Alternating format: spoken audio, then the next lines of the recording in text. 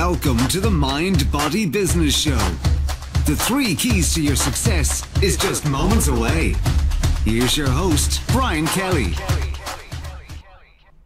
Hello everyone, and welcome to the Mind Body Business Show. We have an amazing show lined up for you tonight.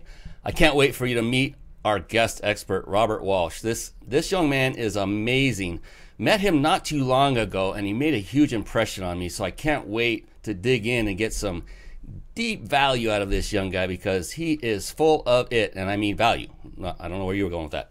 So, the Mind Body Business Show, what is that all about? For those of you that might be first-time viewers, it's very important. There are the 3 pillars of success. First, there's mind. That stands for mindset. Without an unstoppable, powerful, and positive mindset, it's very difficult to succeed in life, not just business, but in personal life as well. And behind that, there are proven tools for success. There's one that is called the science of excellence, and that is neuro-linguistic programming, or NLP for short, that I learned and mastered some time ago, and now as a result, my life has changed completely, forever. And we might or might not talk about that tonight. We talk about different topics every show. Then there's body. What is that all about? Well, the body, you want to take care of that. That is your temple. That is everything that keeps your mind working is dependent on your body. And they're codependent. They really depend on each other. And the body, you want to stay fit. You want to exercise. You want to keep that blood flowing, those joints lubricated. And you want to eat clean nutrition. High nutrition food, drink a lot of water like our guest is doing this very moment. You can't see him on camera. He is slugging it down. That's my man. And business. You want to be able to master the key areas of business like sales, marketing, team building, scaling your business. Now, when you are at a point of mastering all 3 areas, then you are operating at what I call a peak level of performance. And, you know, the mind and body, just those 2 by themselves, you know, they're a team. More importantly, they're your team. And now add business to that. Now you have 3 parts of a team. It's like a tripod. If you have 3 legs holding up a camera, say, for example, and one of those legs happens to tumble, fall away, or detract, what happens to the whole tripod? The camera, the brain at the top. It comes crashing down, doesn't it? So the key is to master, or at least continue to strive to master, all 3 areas of your life. Now, if you haven't mastered any one of them, then when would now be the right time to start? And that foundation would start with the mindset. For those of you watching, that's a big tip. And I've got something really cool in store for you by the way of our special guest. He's coming on very soon, I promise. You see a bunch of these things behind me on this shelf. Yeah, those are called books. They're meant for reading. You open them and you actually read them. And a cool thing happened many years ago, actually. A mentor of mine had me in his office, flew me out East Coast. We had a big deal we were discussing. It was a big deal. Had me picked up in a limousine, and it was a lot of fun. In addition to getting some business taken care of. And during the 2 days I was in his office, I was sitting on his couch. He was standing talking to me. And the topic was, he said, Brian, if people only knew, if they just did this one thing, they would all be super rich. And I said, okay, what is it? And at that moment, he turned away from me, went to the opposite wall where there was this floor-to-ceiling double-door cabinet. And he grabbed both handles and opened up the doors as he looked back. And what I could see there was similar to what you see behind me, and that is shelf after shelf after shelf of books. Now, these weren't science fiction books. These weren't entertainment books. These were like self-help business books, transforming mindset books. And he said, if people would just read, that's all they need. I thought, that can't be it. You've got to be kidding me. That's the secret to success, is reading? I mean, there's no skin in the game. I could go to a library and actually read all those for free because they'd all be available. So how could that possibly be the key to success? And I made a huge mistake, and I discounted that advice. I did not heed his advice at all. In fact, I read 0 books for years after that. Thankfully, I ran into and became very close friends with another mentor of mine. I worked with him for several years. And he basically said the same thing. He said, you know, to become successful, you really need to read a lot more. I said, man, I've heard this before. And one of the things that put him apart, set him apart, I guess two things. One was he showed by example, and the other one was I was finally ready. You know, when the student is ready, the teacher will appear. And I noticed that he would walk around with headphones on a lot. And I say, hey man, what are you doing? He goes, oh, I'm listening to a book. I said, listening to a book? There's such a thing like that? Oh yeah. And so he told me about this application, this app called Audible. And so I went and started listening to books, and I thought, oh my gosh, where has this been all my life? Because I love listening. I don't really care to read a book. My eyes get tired, they get strained, I get tired, and I never can go past 10 pages before I'm done for the evening. And so I started listening voraciously and reading these books through this Audible app. And on this app, there's a little icon that you can tap. And what happens if you tap that icon is it stores an electronic bookmark right at that moment. So when you see or hear something, that really is profound, all you have to do is a quick tap and you've already instantly stored that location. And I thought, this is brilliant. I don't have to reread an entire book. I mean, how many of you have reread entire books? And you know, when you read a book, a lot of it is storytelling, which is valuable, but the really juicy parts are sometimes far and few between. So now I can just go back and replay these bookmarks. And the beautiful thing is, tonight we're going to do that just for you right about now in a segment I appropriately call Bookmarks. Bookmarks. Born to read. Bookmarks. Ready, steady, read. Bookmarks. Brought to you by reachyourpeaklibrary.com. Yeah, there it is, reachyourpeaklibrary.com. And for those of you watching and listening right now, whether you're watching live or listening live or the recording, just stick with us. In fact, if you are driving, pull over. Take notes. If you're watching, take notes. In other words, stay here. We're going to give you some resources during the show. Don't go typing in the web address and checking it out. Stay here because the value lies in our special guest. I promise you he's coming up very, very soon. But this is one resource I wanted to share with you, and it's reachyourpeaklibrary.com. It is here. I built this literally for you, the entrepreneur, the business owner, the person who's looking to get out of their corporate job. This is a compilation of books I personally read. And here's the story I just told you, and I give you a short version of it. If you want to see the whole thing, it's right there in both video and reading form. But here is a library of books that I have personally read. And it's actually not even complete because I was just telling my man right before we got on the show that I'm falling behind. I'm probably 10, 15, 20 books behind on putting in here. But every single book in here, the point is, every single book in here had some kind of profound effect on me personally. And the beautiful thing about that is you can leverage that. You can say, at least I know somebody who has gotten benefit from reading these specific books, and that way you don't waste your time reading just any book. And so this is a great resource for you to go to. You can see there are different versions: Audible, hardcover, Kindle. You can pick which one you like the most and put these together. There's about 40 in this list. I've read every single one of them. Not every book I've ever read is in this list. That's because not every one of them had a profound impact on me. And so what I've done is each one of these books is I've listened to on Audible, me personally. And what I've done is stored bookmarks along the way. And so what I would like to do is play one such bookmark for you right now. And that is a book called Relentless by Tim S. Grover. And this actually came to me by way of a previous guest who, my man who's about to come on, we both know very well, Carlos Redlick. He recommended it on the show. And I immediately downloaded it and I read it straight through in a couple of 2 sittings in 2 days' time. And it's an amazing book. Tim S. Grover, he trains high-class athletes, the top of the top. Michael Jordan, Kobe Bryant, Dwayne Wade, mostly basketball, but he's done others as well. And he has helped them develop the mindset they need to excel. And so you now can see the guy behind the mind of these amazing athletes. So I'm going to play this snippet. It's about a minute in length. So again, take notes, just listen intently. And what he's going to talk about is just do the work. Here we go. Tim Grover, Relentless. Do the work. Do the work.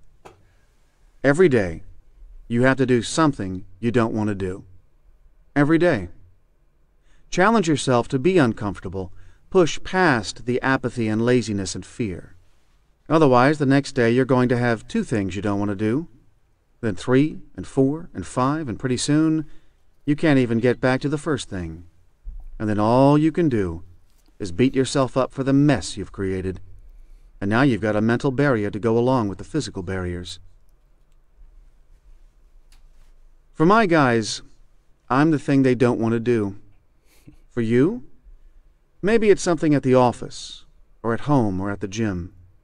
Either way, you have to do those things or you can't improve. You can't be the best, and you sure as hell can't call yourself relentless. Relentless. What a great tip there. I mean, how many times have you embarked on something in business or not embarked on it because, ooh, I don't want to do that. That's going to be effort and it's not fun. Oh, here's a hint. There's a reason that sometimes it's called work. So get over it. Do the work like Tim S. Grover talks about. And I thought this was appropriate because of the gentleman we're about to bring on, because he's all about doing the work. He just gets it done. And I could tell from the moment I met him that he was one of those people. He was driven. And he's not going to let anything get in his way. And I'm really excited to bring him on. So given that, why don't we just go ahead and do just that? Let's bring on our special guest. It's time for the Guest Expert Spotlight. Savvy, skillful, professional, adept, trained, big league, qualified. And there he is, ladies and gentlemen. It is Robert Walsh. Robert, how are you doing, my buddy? Good, man. Good, man. The intro was legit. Like, I'm excited to hear what I have to say now. What's going on? I love it. Hey, real quick, I'm going to give you a quick shout-out intro, and then we'll get rolling. So Robert's goal is to help as many people as possible. I already love this guy on the first 5 words, or 6, or however many that is. Help as many people as possible to harness their true identity to relate to their target audience in hopes of removing the facade that we're so tempted to mimic in the current online industry. Boy, that's true. Transparency and honesty are the biggest factors for creating a loyal following, as well as scaling your network, turning fans to brand advocates, and strangers into friends. And before we jump headlong into it, I want to make a quick announcement, if that's okay, Robert, and that is stay on to the end. If you're watching this live, stay on to the end. You do not want to miss this, because we are going to give away a 5-night, get my hand in the camera, 5-night vacation stay at another 5-star resort in Mexico. And that is provided by our wonderful sponsors of powertexting.com, my good friends Jason and Rhonda, who head that up. So stick around for that. Now, finally, we're going to get to the man, the myth, and the legend by the name of Robert Walsh. So, hey, man, it's a cool bio. It gives us a little bit of a taste about you, but if it would be all right with you, I'd like to dig a little deeper, kind of to find out what makes you tick. Very similar to what Tim Grover does in his book, is he pulls back the curtain, and by the end of it, we know what makes every one of those elite athletes tick, what made them so unbelievably successful. And there are many facets. So what I wanted to ask you was, what is something that just drives you? What gets you up in the morning? You wake up and you bounce out of bed full of vigor, full of excitement in life. And then to that end, go ahead and let us all know, what are you working on right now? What's a project that you're really proud of and you want everybody to know about? Oh, man. Again, thanks. That's awesome. Well, what gets me out of bed, I guess I'll get to that first and just go into what I'm working on. Just to put it out there real quick, I get bored easily. So every day is a new opportunity for me to do something different. And I think that's taken for granted a lot. Like we have, each day is a new opportunity. And as cheesy as it sounds, it's true. And a lot of us get wrapped up in this like mundane, like tedious lifestyle. We have 9-to-5s, or even if we're like an at-home parent, we just have the same routines every day. And it's really like up to us to kind of incorporate new things in order to, keep the excitement there. So in that, I'm actually blessed to have the opportunity to, I was approached by my buddy, Robert Nava, about helping them with content and really helping with the community of the $1 Million Masterminding. Actually, where I met you was in an event that, involved all of us getting together and networking and stuff. So it's just really great. And it's really what I like doing, working on that and making content, just really reaching out to people.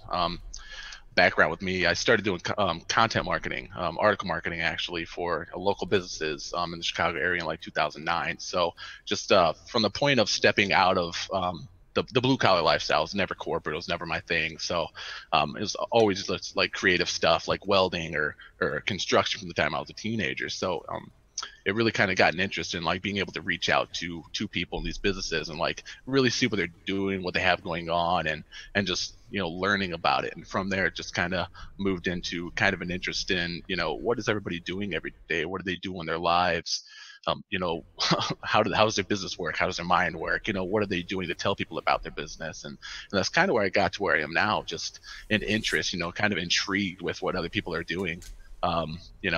Growing up I had a pretty kind of boring life, I guess you could say. I mean, it was eventful, not always the best events, but overall it was pretty boring. I was homeschooled. We moved around a lot because of my dad's job, kind of going where the work was. So I was I kind of forced to entertain myself. So just over the years I've kind of developed ways of doing that with like learning different things or just really getting my hands dirty or helping other people with what they have going on because I didn't have much going on. So it's pretty much where I'm at now, just helping people do what they got to do to get their message across. You see, and that's one of the most endearing parts about you and every other entrepreneur I've thus interviewed on this show is the will, not just the willingness, but the desire to serve and help. You said it several times, and you wanted to help people even when it wasn't even going so great for yourself. I mean, that tells me about you to your core, your character, your integrity, and that says a lot. And I loved a couple of things you said in that opening right there was, it's one of curiosity that drives you. You're very curious about how other people do what they do and how they get to where they got. And it's interesting because that is one of the key traits of many successful people. Quick story, my mentor, Mel Cutler, tells a story of meeting Richard Branson. Very, very successful, very wealthy, has Virgin Atlantic Airlines. He's putting ships into space. I mean, the guy is incredible. And he met him. And they were talking face to face. And Richard came up to him and he goes, "Hey, man, how you doing? What are you up to?" And our mentor's like, "What are you talking about? You're Richard Branson. I want to ask you questions. I want to know about you." And he didn't say that, of course, but that's what he's thinking. So it's a trait of highly, highly successful people is to always be curious. And, that's also a trait of anti-ego, isn't it? When you're interested in other people, you're not self-absorbed all the time, and you're curious about not just people, but things and how things work. And that's one of those things that just helps you create. And so I love this. Already. We're already hitting it out of the park. For those of you watching and listening, be absolutely certain to start writing notes. I'm the host of this show, and I'm already starting to write notes. So if you're not doing that, what is your excuse? I mean, you might be driving, so please don't take notes if you're driving. But please do take notes because tons of gold. I've done lots of these shows, and every single time I know this one will be no different. There is a ton of value, and there might just be one thing that you hear on this show. There might be 5 that can change your life forever. And I'm not kidding. I kid you not. I've done this long enough to where I know that the nuggets that come out of people like Robert are gold. So, Robert, we were talking, or I was talking very at length about reading a little moment ago, and all these books behind me, and that's another trait I've found of successful people. Would you consider yourself to be an avid reader? And if so, what would you say would be one of your favorites, or maybe what you're reading right now?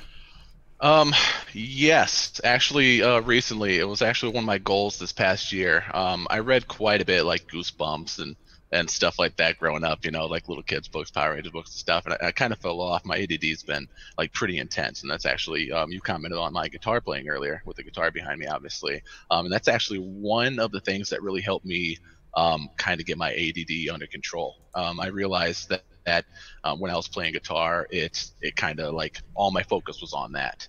So that's kind of what led me into just focusing on things that I enjoy, you know. So when it came to books, I tried lots of different books, and like the fiction didn't really sit well with me nowadays. I realized, and I tried. I'm like, oh, this is what I used to read. I want to get back into reading. Let's try this. So aside from like you know, Ready Player One and a couple cool fiction books, it's basically like you know, business and mindset stuff. So one of my favorite books actually was recommended to me by my good friend Xander, and it's Elon Musk by Ashley Vance. It's one of my favorite books. I've read it a few times this year already, which I shouldn't do because I just got back into reading. So I'm trying to like read like things like as much as I can, you know, hit my goal for the end of the year. But it's just a great book, and it really goes from him starting out in like South Africa and moving in with his family in Canada when he was a teenager and getting emancipated, and then coming to the States, and just everything from him starting off through PayPal and up until the first Falcon launch. So it's a great book. I think the lessons, it's obviously not like full of tips and things like that unless you know what to look for. But just reading just what he did and how he handled situations, and a lot of times, you know, Elon Musk, he's one of my biggest inspirations when it comes to, you know, determination and perseverance and stuff with what he did. But a lot of the time he handles shit, like he handles situations not the best way, you know. So it's kind of a glimpse into you know, makes us look at ourselves too and see like these big people that we look up to, you know, not handling things the best way, and the fact that, you know, everybody needs to learn. You know, learning is how you grow and go from, you know, getting fired from PayPal to you know, putting someone on Mars. You know what I mean? That's amazing. So the book title is Elon Musk. That's the title of the book? Elon Musk by Ashley Vance, Ashley with 2 E's. And the recent book that I've read though is Content Incorporated by Joe Pulizzi. It's about content marketing. A lot of it is older content marketing stuff. Like when I talk about the content marketing I do, I don't really like to so much call it content marketing because it's always associated with just blogs and SEO. That's pretty much content marketing is to people when you say it to them. So nowadays I think that people should probably call it content creators because, you know, there's a lot of social media involved, and my friend Kim Doyle actually likes to say that everything is content. You know, and really when you think about it, depending on how creative you are and what you're trying to do with your business or your life, I guess, like everything is content. You know, you see how many pictures of food on Instagram, you know, getting how many likes and how many people commenting. Like really everything is content when it comes down to it. But so it kind of gave me a perspective reading this book, how different people do things, because I told you earlier as well, because for everybody that's watching, we did talk for a while before we got on here. You missed some cool stuff. I'll try to recap some of it. But like I told you, like my mind is everywhere. And that's basically what I try to help people do is kind of hone in on the things that they enjoy and the things that their audience will like, as opposed to what they think their audience will like. So, you know, reading what other people are doing, it allows me to kind of get out of my bubble of my head and like what I think is working and what I want to do, and focus more on like, oh, you know, their audience likes that. Maybe I should focus a little more and try that. Maybe my audience will like that. Isn't that so true that so many people, including myself, I'm guilty of it, I think everybody is, that we want to give people what we think they want, what they want to read, what they want to hear, what we want them to experience. And it could be exactly 180 degrees opposite of what they truly want. And that's one of the things we were talking about right before. So this is what happens, ladies and gentlemen, behind the curtain. Like, we got on together about a half hour before the show. And I do that for several reasons. One is to test all the technology to make sure it's running smoothly. Another is if I don't know the person that well, I can get to know them a little bit more.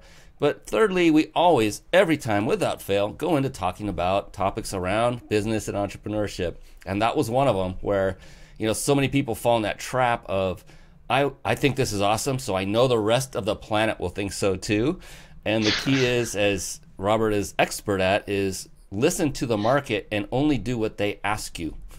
Only do what they tell you. So you just hit the nail on the head. It's like, well, it looks like they like that, so I'll do more of that. Instead of, well, this is what I like, I'll do more of that.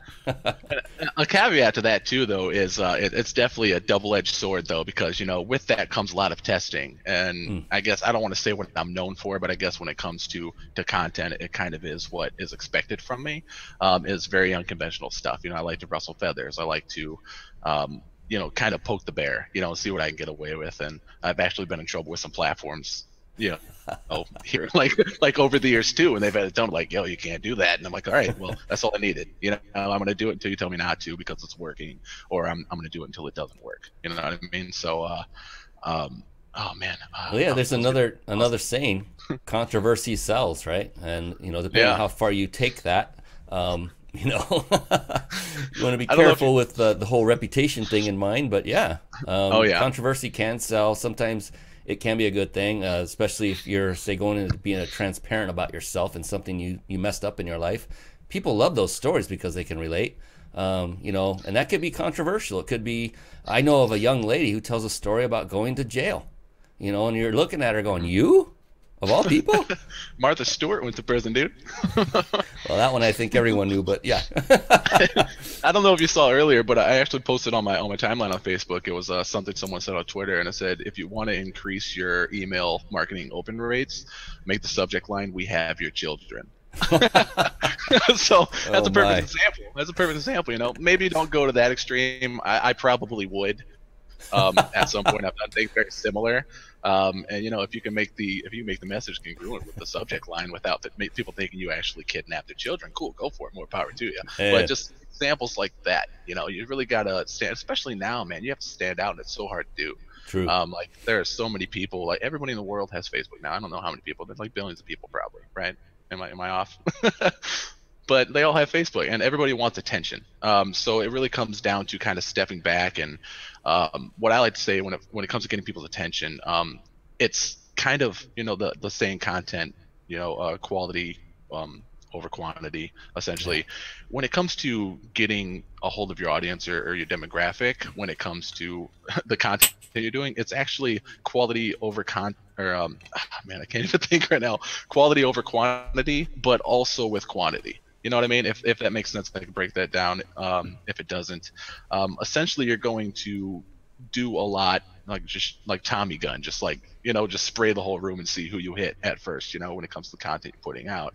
And then we find something that works, you want to essentially replicate that into many different pieces of content, many different things, instead of trying to replicate what works. You want to take what works and break that up and milk it for all it's worth. So the quantity comes after you find the quality, and the quality you gotta to really be able to step out of your bubble and be willing to piss some people off to see who likes who you are, as a person, instead of trying to fit this mold. Because so many people focus on being the person. Same with the product, like we're talking, give people what they want, not what you think they want. So many people try to put themselves in this bubble and be this person that they think everybody wants. Everybody wants to be Gary Vee, or everybody wants to be, Grant Cardone. There's a good majority of people that are watching this call right now that probably wouldn't watch Grant Cardone. You know what I mean? And people really need to be more willing to be comfortable with who they are, as tacky as that sounds. The reason it's tacky because it's said often, and the reason it's said often is because it's true. So you really gotta be willing to piss some people off in order to find the people who appreciate you and accept you for you are. And that's really what I kind of preach throughout life, not just business. Yeah, it's called being genuine. And Carlos Redlick, thank you for all the likes and loves, man. He was you were talking about that Tommy gun. He was doing it right there with likes and loves. Appreciate that. And everyone that's watching, thank you. You talked about duplicating your content, and I think that was the term. I'm not sure, but to use it in other platforms. And just to give people a quick tip, it's not difficult. What you can do is repurpose your content. And I will once again pull back the curtain. This show is live. It's being recorded. This video will be repurposed into a video, of course, and I take out the audio, have it taken out, and it gets uploaded into my podcast, repurposed. I didn't have to do the show twice. I had to do it once. I got to do it once. And then I have an apprentice, an incredible apprentice, takes this 1 hour show and shrinks it down to a 1 minute sizzle reel and then puts a thumbnail on it. I can show you how to get these apprentices for as little as $1.07 an hour. They are amazing, and they're talented, and they're hungry. And, just repurpose. And the book, I just gave it away. This show, I then also upload into a transcription service, and it's automated. It's not perfect. So I have another apprentice go in and correct all of the words and the ums and ahs and this and that. Then I export that and create ebooks from it, more repurposing. Take all the shows together and make a compilation collaborative book, a real book, not an ebook. So you can see that, was that 4 or 5, I lost count, that I've repurposed, and I'm doing this continually. every single show. And so you can do something one time, and you could have 4, 5, 6, 10 products out of it very easily, and with very little effort to boot. So I'm glad you brought that up. No problem, and I'm glad you got more into repurposing as well, because a lot of people, like, one thing that I also preach, just to add to the repurposing and things that you're doing, is using the proper formats for the proper platforms. I preach this a lot. I had a friend of mine in the fitness niche asking how essentially they can get more content out there without killing themselves, and other than just going in, or besides going into just repurposing it, how to do it properly. As far as, like, so for instance, YouTube, you have videos up to like upwards of like 20 minutes, half hour, the sweet spot's usually between like 4 to 10 minutes, for a lot of stuff on YouTube. But nobody on YouTube or nobody on Facebook wants to watch a 20-minute YouTube video. People on Facebook, the attention span's different, the audience is different, it's all just different, man. They're completely different audiences. Just like on Instagram, people are really big on images or 1-minute videos, and the reason they're 1-minute videos is because it's what works with that demographic. So it's really important when you repurpose your content to use the proper kind of content and the format for the proper platforms as well. That's a huge tip. I learned that very recently. Basically Instagram. So I've been branching out and having apprentices change or really increase my visibility on all the platforms. So Instagram was the next one I hit really hard, because everywhere I go, I read, hear, and experience that Instagram is really fast becoming one of the go-to social media platforms for businesses. And I said, well, I got to tap into that. And that's the same thing. Like Instagram, 1 minute is it. So that's when I had it squished down to a minute. Now I can use that not only on Instagram, but also on Facebook, also on LinkedIn. In that case, that one works. Going the other extreme, I agree with you wholeheartedly. YouTube, they expect longer.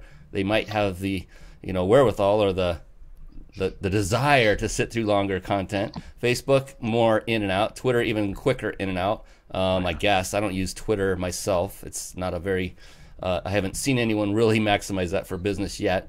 LinkedIn, just fairly new, is doing video. And so tapping into all these previously untapped markets. And that's the other thing, repurposing. I'm really repurposing myself by bringing on people to help and scaling the business that way. And it just takes a minimal amount of my time to train. And anyway, that's a whole different topic for a different day. But this is what happens when people like you come on the show. It's organic. There's no script here. This is unscripted and raw, just like Robert Walsh likes it. and I can actually add to that too. I was thinking earlier, because like you sent me all the documents. You're very professional. It's like if you get an opportunity, I can't even talk, man. I'm excited. You get an opportunity to be on the show with Brian, do it. It's awesome. He's super prepared. Like the whole week is just like setting me up and getting me ready. But I'm not gonna lie, when it comes to the just the notes and everything that I took, and the information you sent me, like I glanced at it, but I didn't really go over it. And the reason I did that is because I feel like for me personally, and this probably isn't for everybody, this is just the creative side of me. When I prepare for something too much, like it's not genuine. And you said like the transparency and the genuine ness, if that's a word, of these interactions, of these talks. Like if I spend too much time really think about what I'm going to say, I'm not going to say what I really wanted to say in the moment. It's like, trying to prepare the same thing, going back in, trying to say what people think you want to say. If you're talking to a girl or a guy at a bar, trying to pick them up and you're thinking too hard about like what to say to them, you don't know what the response is going to be. So be a little more open, be like, walk up to them and take the chance, be like, you know what, I was trying to think of what to say to you, I wasn't sure. Because even that transparency right there might even, open a discussion, that's actually worth having, instead of like, hey, it's weather outside today, right? And so what Robert's talking about, to peel the curtain back even farther, is prior to the show, he got to choose which questions that we might cover on the show. We've covered one. That I kid you not, and I'm fine with it. It's never about covering the questions. So I sent him a list of about 40 questions. I said, check the box next to 10 of them that you would like. And the whole reason for my doing that is so there's no total surprise on something, that I don't bring up a topic that could bring up embarrassment. Just for that reason.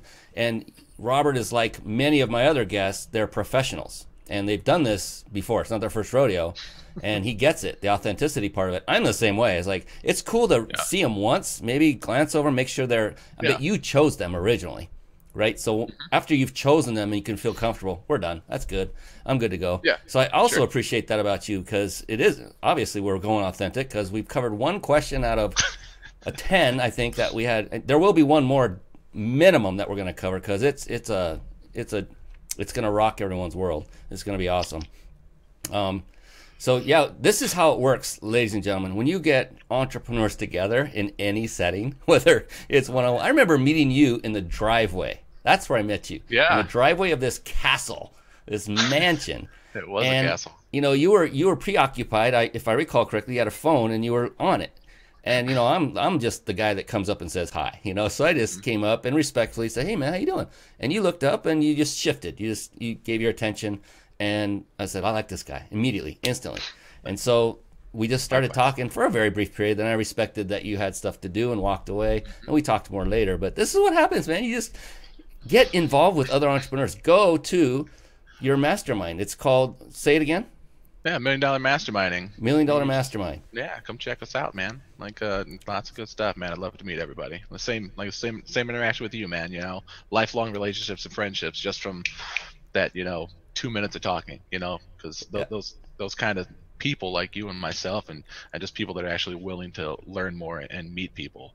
Because it really comes down to learning. You know, because you're learning about the person, you're talking to the person because you're interested, you want to learn about that person, and the majority of people, you know, that turns other people off is they don't listen to learn, they listen just to wait to reply. Yeah. And that's a big difference between like the caliber of people that successful people and not so successful people, not just monetary, but like, you know, throughout life. That's a big difference between the mentality they have. It's, you know, just be willing to, you know, keep your mouth closed and learn about the person. Because if you don't, then you won't know if you want to meet that person. You won't know if you want to interact with that person more. You just nailed what I just read recently in the 7 secrets of 7 habits. Now I've got it, of highly effective people. Talking about wanting to talk. You know, we're listening, always formulating our response, not really listening. And he has a great metaphor in there about Stephen R. Covey about his son. And it's a cool story. Read that. It's not on reachyourpeaklibrary.com, so just go find it. Google it and read that. But I want to get back to Robert, because one of the things that I always preach, and I preach this from stage, I speak on stages, and it's just 3 words. It's just show up. And just do it over and over and over. And so go to the $1 Million Mastermind. Go to it. There's a link. There's a link. We'll shout it out when we get to the end of the show. Sure. Where you can go and register for one night and go meet with how many people showed up? With a very little notice. So so the event you came to, we were capping them at like, you know, 50 people. I think the one before that was even 30. You know, just you know, feeling for it and learn how to scale and the event properly, so where, you know, everybody's happy and we're not like running low on food or drinks. You know, it's a process, as it is with anything. So, but this last one, we got a mansion on Camelback Mountain in Arizona this last month, and man, it was like a dance club. Like I said, we had to step away, some of us, you know, from talking to people for a while, and man, the front door, you know, Carlos's girlfriend Tiffany was there, and she was running the front door like a bouncer. Carlos and I were playing bounce for a minute. It was crazy. People were just lined up. It was like people trying to get into the damn Hard Rock Casino or something, and like Kiss was playing or something. Man, it was great though. It was great. A great turnout. Awesome people, like I said, very like-minded. Just great conversation and just great networking, man. That's really and the cool thing is, I went. And here's a tip for everyone: is when you go to these. I used to be a seminar and workshop junkie. I kid you not. I would go to anything and everything that had business or entrepreneurship. Anybody I knew that was there, I'm there. And, you know, I invested my money, I invested my time. I would be staying in hotels, etc. And one of my mentors, my favorite. Well, I shouldn't say favorite mentor. No, I can't say his name, but I don't want to alienate the others. Making friends, not enemies, Brian. That's right. He said, you know, I was at one, and we were texting back and forth. I was at another seminar, and he says, "Where are you?" And I told him where I was. He goes, he said one thing, and all he had to do was say one word, and my whole world shifted. He said, "Why?" I mean, he wasn't questioning why I was there, you know, like he wasn't saying you shouldn't be there. He was just like, what is your purpose? What is your outcome for being there? And I sat back and thought, my gosh, he's right. He said one word, and he knew what he was saying, and he knew the reaction he would get. And he said, you know, instead of being there, you should come over to my place. And it turned out he was just a half hour away at that moment. And, you know, meet with my family. We're gonna break some bread and have some dinner together. I said, I would so much rather spend time with him. So at the next break, I respectfully exited and went. And so when you go to these events, have an outcome in mind. When you go to the Millionaire Mastermind, though, that one, or is it $1 million Mastermind? I get this. Yeah, $1 million Mastermind. $1 million Mastermind. I got millionaire on the mind because of the latest book I'm reading. $1 million Mastermind. I went with one intention. And that was to meet in person Jeff Fagan, who you can see on this site of my on my website. He was one of my past guests, and I had not met him in person yet. He made such a profound impact on me on this show. I said, man, he told me about their next one coming up. He's part of the team, by the way. I said, I got to be there. So I went for one night. I just went there for actually 4 hours. That was it. And I drove. I kid you not, I drove 3 hours to go there. 3 hours one way. Because it was so far away, I got a hotel and stayed the night, spent more money. And because I went and showed up, I met someone else who is now heading up all of my ad campaigns. And he's brilliant. Just because I showed up. So that's just another tip. I did get to talk to and meet Jeff and got to know him much better. I like him even more. Love that guy. And Carlos Redlick was there. Saw him for the second time. We shared the stage one time before at a fitness event. It was amazing. And so I highly recommend, this is one of those that I would highly, highly recommend if you have not been to it.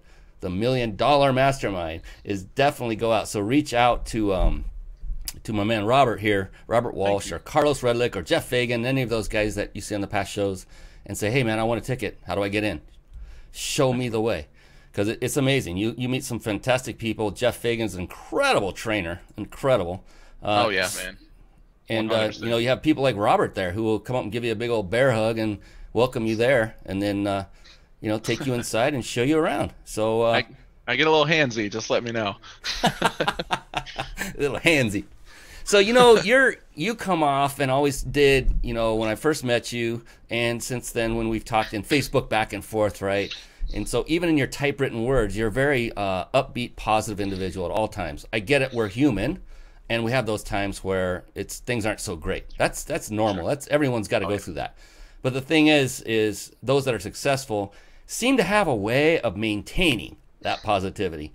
So in that light, when it comes to maintaining that, you know, the positive, productive, and successful mindset like you have, is there something you do on a regular basis that helps you sustain that? Yeah, routine. And I'll get a little more into that, but I will say that, you know, I have my moments, like you said, we all have our moments.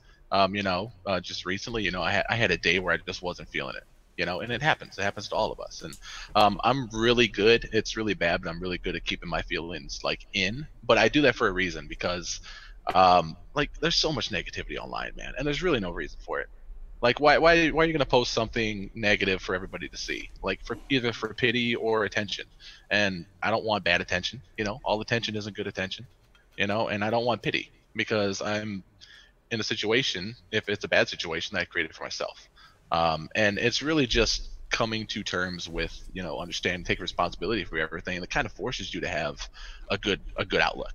Because, you know, if it's completely up to you to make the situation better, if you're just sitting there sulking, and you know damn well no one else is going to fix it for you, like there's no there's just no good outcome from that. So like over years, you know, of developing, you know, a better mindset and reading and working out and just really an accumulation of all the things that I found kind of lift my mood and direct my attention to more positive things. So I've been a little bit behind on my reading, and I just moved this weekend, like I told you. So this week I've been a little off of my routine, but I generally wake up and I actually start making my bed, My dad gave me a book. I'm sure everybody's seen it. I can't remember the name of the military. I believe it was a general or a Marine that basically wrote an entire book about why they make their bed first thing when they wake up, and why they do the things and make it routine. So I started doing that. I wake up before I do anything. I make my bed, and it really just helps you kind of program your mind just from the start of the day to be productive. From there, I'll make a cup of coffee and I'll read for a little while, and then I'll go straight to the gym. And I like to kind of do all of this and all of these kind of productive and I guess self-development things before I do anything else in the day. So a lot of the times I won't even start working until 10 a.m., sometimes noon, depending on how long I take at the gym, how long I read and stuff like that. And then I just work throughout the evening, because it's a lot easier when you've already been doing so much to progress early in the day, that when you jump in your work and you start working on your business or just really any hobby or anything that's important to you that really needs to get done, schoolwork, whatever, just to have all of that, that track record from the start of the day up to that point, you're like, oh shit, I've already done so much, and it was shit I enjoyed, so I might as well knock this out. So it's really just developing healthy habits, man. And I've noticed everywhere from your diet makes a huge impact. It really does, man. And the mind body business, you got to figure it out, man. It really is a tripod. I mean, I notice when I'm working out and I'm eating like shit, I suffer. I notice when I'm not working out and I'm eating healthy, I suffer. I notice when I eat healthy and I work out and I don't feel like I've completed what I wanted for the day, I suffer. So it's really a pyramid of what you need to do to maintain that positive mindset. And it really does come with having a routine every day and really staying on top of yourself to keep that going to where it becomes natural. Because any routine you start from that point, anything you add to a healthy routine is just a bonus. So, and that's how you kind of keep growing and growing and growing. I believe you actually said it earlier in the call that when you're talking about the tripod or something you writ recently, if you let things build up, you have one bad thing to do today and you don't do it, then tomorrow you have two things. And then the next day you have three things. The next day you have four things. Now, if you take care of that immediately, you have so much more time to devote to positive things. And if I'm doing, 5 awesome things one day and I add one awesome thing, now I'm doing 6, and it's really no extra effort because I enjoy doing it because it helps me. Yeah, and to give credit, that was Tim Grover who said that last part. Oh, was it? Yeah. I like that, how I've kind of people think and I projected that was me. No, I'm kidding.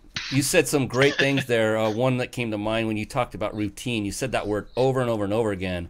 And there's another similar word that has more of a negative connotation. I like routine better, but it's a very common trait of successful people, and that word is discipline. And a lot of folks, especially those who have corporate job background, such as myself, I've had that. The last thing we want is to become free, so then we instill more discipline on ourselves because that was constraining. That there's a huge difference, though, and I want to make this very clear for anyone that's still in a corporate position looking to get out. There's such a distinction because the routine, we'll call it routine, not discipline. The routine that you devise is guess who? Guess whose routine it is? Who created it? It's yours. It's yours. No one told you how to do it, where to do it, when to do it. You did. And so it's like practice, isn't it, Robert? It's like practice that, that's what the elite athletes do. They do the same thing over and over and over. And so it gets to the point where they don't even have to think about it. It's automatic. And just like Robert just said, it becomes automatic. So it's not rigorous. It's not work. It's not horrible effort. It's finding a routine that works for you, that serves you. Mo Abbas, who was on the show some time ago, said one of the things he does, he's a very disciplined individual, very routine oriented. He eats the same exact salad every day for lunch. Every day. I thought, wow, I don't know too many people that do that.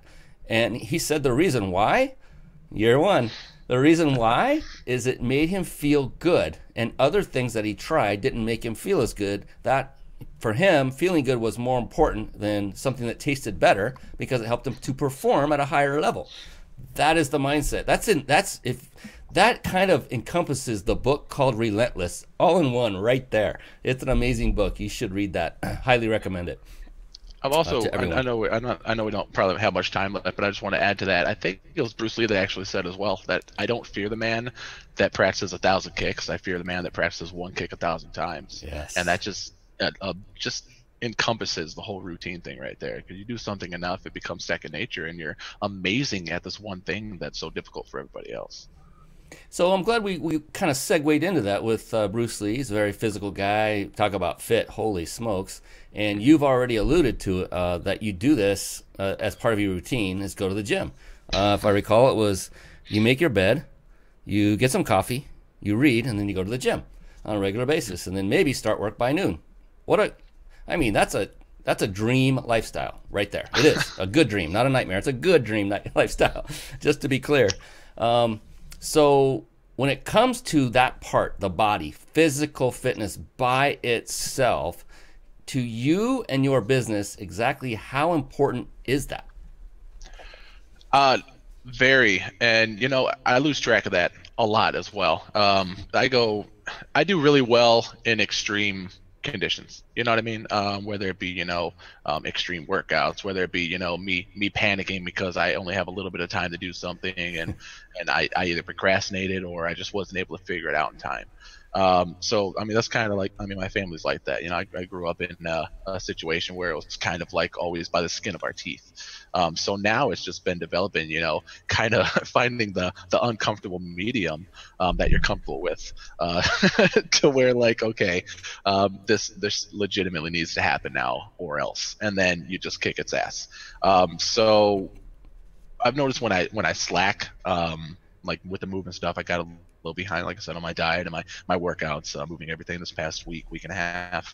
And you notice a huge difference. And like with any situation, like you don't really appreciate it until it's gone, that old, saying. But that's true as well. Like you don't really realize how much of an impact what you eat actually has on you, or like just sitting around at the computer all day. Like it's terrible if I don't make it to the gym. Like I just don't feel complete, and also my body doesn't feel as good when I come home from the gym. I got a nice pump, so I can look at myself and be like, ooh, looking nice, and that makes confidence boost. On top of that, your endorphins are going. You're awake. You've already completed something that was productive, so your mind's already in a good place. And top that off with like listening. I usually listen to music in the gym. Yeah. Right. It just gets me going. I'm a huge music nerd. Obviously, I have a whole sleeve full of music notes. But I was actually listening to a Joe Rogan podcast recently. I was talking to a MMA trainer, and he said basically, no, he was a runner. It was what he was. My mistake. But he said basically listening to music when you're working out is cheating.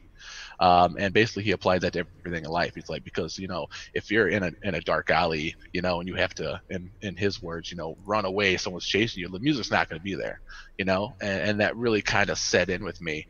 He said he listens to ebooks and podcasts and stuff at the gym now to kind of learn while he's doing it, because the extra motivation you get, like look at it as if like taking a drug or something. It's a temporary to listening to music as much as I love it.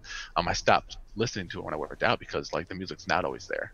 When it's time to grind, the extra help, the little boost that you're so used to having, that you've come accustomed to, is not always going to be there. So you have to be able to work with what you have available at the time. So that kind of sat with me. I love that the tip about listening to music is cheating when you're working out, and I went through that stage myself, or phase. Here's the thing, and it's a great thing to do. One of the things I teach my clients in the fitness realm is when they're working out is to concentrate on the muscle group that they're working on.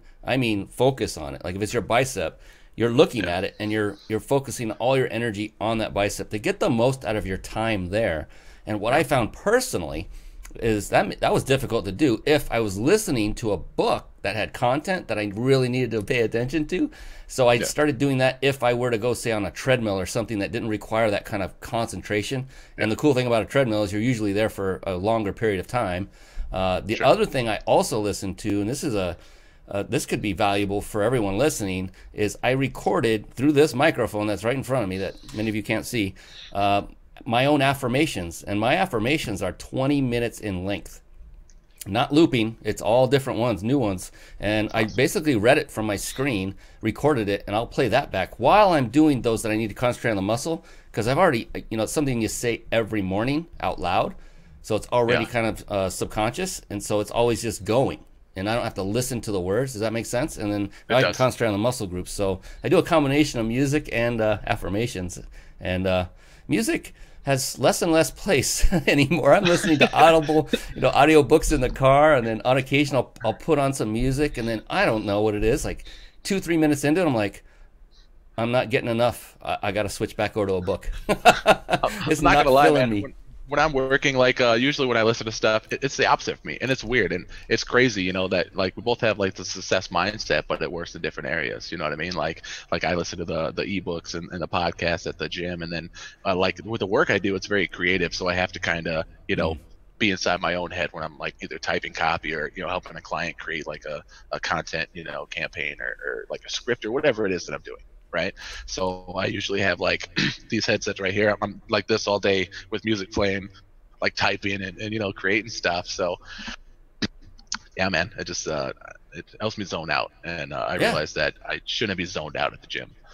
So yeah, music is great. I mean, I used to use it to cram for finals in high school, and I would crank it up loud, and it helped when I was studying.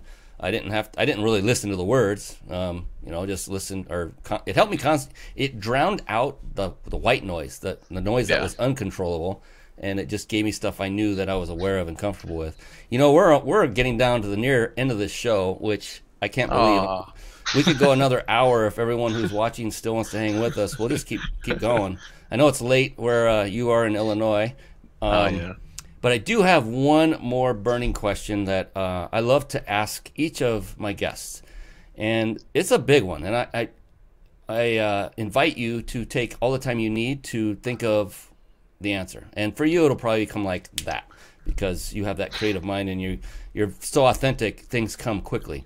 It's really interesting what the other guests have said in response to that. So, and before we get to that, real quick, now I want to let everybody in on how they can win that 5-night vacation stay at a 5-star, thank you very much, 5-star resort in Mexico. Compliments of powertexting.com. I'm going to put it up on the screen right now, and I will say it audibly in case you're listening live. There's 2 ways to enter. One is go to the website reachyourpeakllc.com/vacation, and just make sure vacation is all lowercase. One more time, it's reachyourpeakllc.com/vacation. Or if it's easier for you, just take out your phone and text the word peak, that's PEAK, to the number 661-535-1624. As they like to say, operators are standing by now. No, they're not really, but I'll see them as they come in. So again, text PEAK, P-E-A-K, to 661-535-1624. And by the way, all of this technology that you're about to embark on to win this is actually technology provided by powertexting.com. I kid you not. So I highly recommend you check them out because text messages are opened up at a much higher rate than emails. So another free tip, no extra charge, right there. So, back to the man, the myth, the legend, Robert Walsh. I can't wait till that statement's true. And you can tell, look at him, he looks very stressed, tense. He's like, what the heck is this question? And I'm kidding, for those of you that can't see him. He's very relaxed, drinking another slug of water, just chill because, he's a pro. And here it is. Are you ready? Are you ready for this, Mr. Walsh? Man. Lay it on me. All right. This is all you. Oh, and I want to kind of let you off the hook here. I just want to take away any maybe hidden stress or anxiety that might be going on. And that is, there is no such thing as a wrong answer to this question. In fact, quite the opposite. The only correct answer is your answer. That's now, it. Before you ask that question, Brian, I have to let you know, I've heard that same exact spiel from each one of my ex-girlfriends, so I'm more nervous now than I was before you asked that question. Oh, this is great. All right, well, let's string this out about 10 more minutes, let you sweat. No, I'm kidding. No, this will be much less painful, I hope. When you say X, are you ready? We'll kind of get centered here. Do it, man. All right, Robert Walsh, how do you define success? That's actually an easy question, man. Just a weight just came off of my shoulders when you asked that question. To add to just a simple answer, of just saying, I guess, being content. Because of me, being content is being happy. But I guess it's also kind of different for me because a lot of people are content with mediocrity, and with me being content is that I'm, growing and that I'm actually making an impact, and just basically like being content is different for everybody else. So I guess that's why I wanted to kind of go into that a little more. Growing up, I had a very rough lifestyle, man. I was very secluded, being homeschooled from, fourth grade, all the way up to high school. I was really awkward, like around people, and just not really good at talking to people. And it wasn't until I was like in my 20s and I was actually kind of, forced myself to get out there, that it happened. And that's actually, I guess, why I'm so open now, is because I actually forced myself to like learn how to interact with people and be comfortable in uncomfortable situations. So I guess just being happy, man. Like I said, we've all come from really rough backgrounds. We've all have our own struggles and our own battles that we encounter and have to make it through. And it just comes down to getting that place to where you're happy with what you're doing, you're happy with the people that you're around, and that the people you're around actually make an effort to return the favor and making sure you're happy and that you're just doing what you can for each other. And that's in business, friendships, relationships, everything, man. It's just really an accumulation of the scenario that you fight yourself in and the effort that you put into keeping yourself there. Absolutely perfect, because again, the only correct answer was yours. And I'll tell you another little secret. It's not really a secret because I mention it every show. To date, I imagine at some point this is going to become untrue, but to date, no two answers have been the same, and still with yours, the same is true.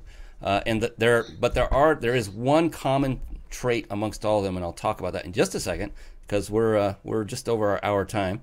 But I just wanted to point out what you said, being content, and then you chunked that down. You analyzed that, and what that meant was you're growing, and then you chunked it down farther and said, well, what makes me happy about that? And that's when you said making an impact. And so it's all about, once again, ladies and gentlemen, it's about serving others. This is what drives people. This is what people like Robert define as their success. He forced himself to interact with others, he says. And because of that, because he went out of his comfort zone, he can now impact others in positive ways.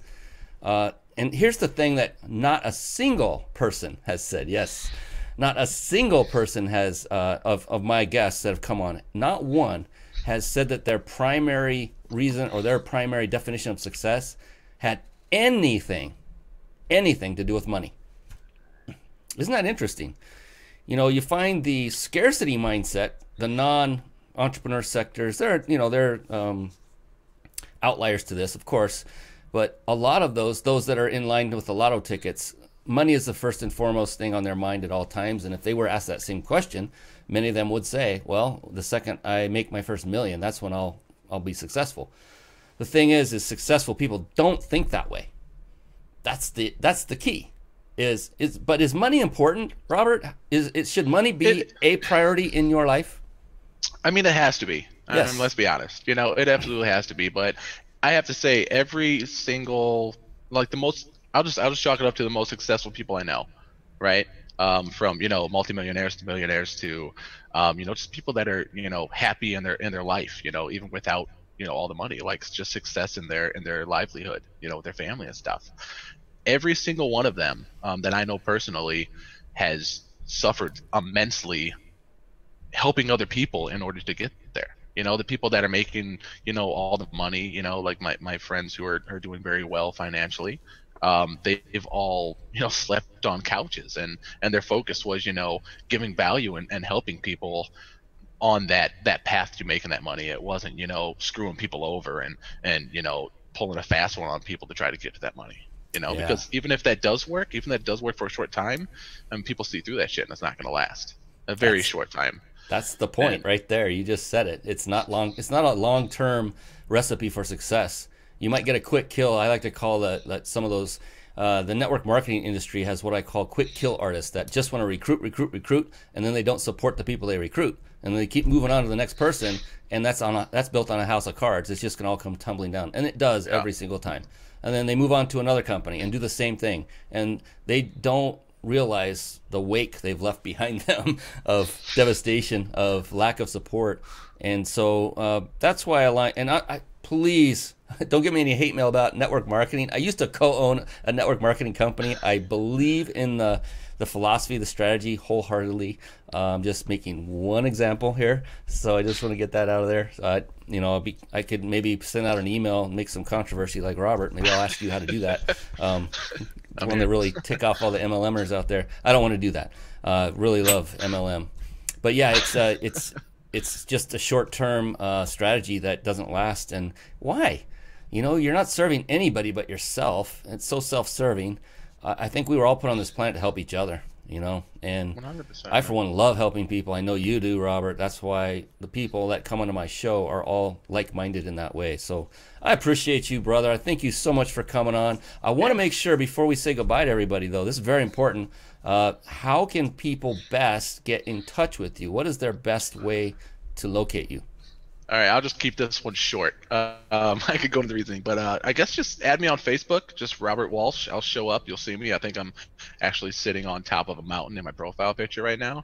And you can also join my Facebook group. It's just free and it's just value. And basically we just shoot the shit like we do now and learn off each other. And that's method marketing. So just Facebook group Method Marketing, and just add me on Facebook. Follow me, man. Robert Walsh. Let's be friends. Let me pull that up real quick. I want to make sure people get the visual. There you are. There we are live down below. But Robert Walsh, there's his picture. And Millionaire Mastermind. $1 million masterminding. Man. It's all good, man. $1,000,000masterminding.com. Masterminding. Yes, thank you. Yes, I had to do my there. So when you see that, there it is. You're going to see I think that might be Jeff back there. That's blurry right there. It could be. So you have upcoming locations. See, they go to Arizona, California, Florida. They're all over the place. There's Jeff, my buddy Jeff, who was on a past show. Robert Nava, incredible at Shopify and e-commerce. Incredible team. They've got a lot more besides just those two gentlemen. Highly recommend you connect and go to one of those upcoming events. Just reach out to Robert here on his Facebook. And his Facebook username is MethodRob2, the number digit 2. So not the word 2, but MethodRob2, in case you have any trouble finding him, because Robert and Walsh are very common, like Brian and Kelly. I know how that goes. Fantastic. Well, once again, Robert, I so appreciate your time, your energy for being on. You just moved into a new place, and I know that that kind of stirs things up a bit, and I appreciate you still coming through. The show must go on. And for all of these that have watched, that have been watching throughout the show, appreciate you that came on. Those of you watching and recording, thank you for all the likes and loves. We appreciate you too. We'll be back next week with another phenomenal guest. And that's it for this show. So until next time, on behalf of Mr. Walsh, the man, myth, the legend, this is Brian Kelly. Be blessed now. Have a great, great evening. Thank you for watching and listening. This has been the Mind Body Business Show with Brian Kelly.